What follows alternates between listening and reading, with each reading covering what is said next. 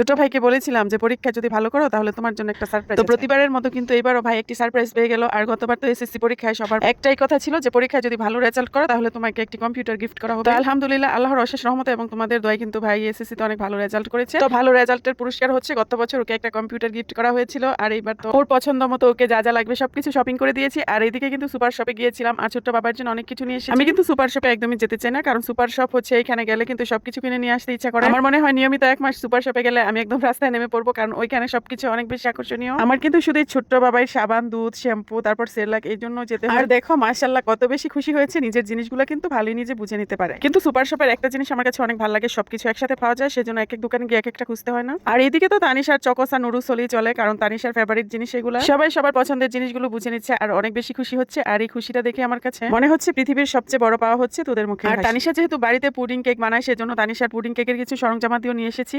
আর এই মুরব্বাটা কিন্তু তানিশার অনেক বেশি পছন্দের, কিন্তু আমি ভুল করে কিনতে ভুলে গেছিলাম। তারপর আবার অর্ধেক রাস্তা থেকে ফেরত গিয়ে ওর মুরব্বাটা কিনতে হয়েছে, আর এটা দেখে অনেক বেশি খুশি হয়ে গেছে। আর ভাই যেহেতু এবার পরীক্ষায় কলেজে সবার সেরা হয়েছে, মেধাবী তালিকায় প্রতিবারের মতো এবারও প্রথম হয়েছে, তো ভাইকে বলেছিলাম বলো তোমার পছন্দের খাবার কি, রেস্টুরেন্টে নিয়ে খাওয়াবো। তখন আমার কলিজার টুকরা ভাইটা বললো যে আজকে রেস্টুরেন্টে যাবো না, কারণ আজকে খুব সময়ের স্বল্পতা, সেজন্য ভাইয়ের পছন্দের খাবার বাড়িতেই রান্না করে দিলাম। আর গরুর কলিজা কিন্তু আমার ছোট ভাইটা খেতে অনেক বেশি পছন্দ করে, সেজন্য অনেক বেশি প্রসেসিং করে সুন্দর করে রান্না করছি। আর কলিজা খেতে যতটা মজা, রান্না করাটা কিন্তু ততটাই কঠিন, আর অনেক বেশি প্রসেসিং করতে হয়, সিদ্ধ করে ভিতরের ময়লাগুলি ফেলে দিতে হয়। আর মায়ের কাছ থেকে কিন্তু কলিজা রান্না করাটা অনেক সুন্দর করে শিখেছি। দেখো কলিজাটা সিদ্ধ করার পর কিন্তু অনেক বেশি ময়লা বের হয়েছে, আর এটা কিন্তু খুব সুন্দর করে ছাঁকনি দিয়ে আমি উঠিয়ে তারপর আবার 3-4টা ধোয়া দিয়ে আমি রান্না বসিয়ে দিলাম। আজকে আমার মনটা অনেক বেশি খুশি, কারণ এইবার পরীক্ষায় কিন্তু অনেক ছাত্রছাত্রী ফেল করেছে, তার মাঝে আমার ভাই এতটা ভালো রেজাল্ট করবে সেটা আমি ভাবতেও পারিনি। আর যেহেতু মেধাবী তালিকায় প্রথম হয়েছে সেজন্য আমি অনেক বেশি খুশি। আবার তাদের জন্য অনেক বেশি কষ্ট লাগছে যারা পরীক্ষায় ফেল করেছে। তোমরা কোনো চিন্তা করো না, ইনশাল্লাহ এই বছরটা ভালো করে লেখাপড়া করে সামনের বছর পরীক্ষা দিলে কিন্তু অবশ্যই ভালো রেজাল্ট করবে।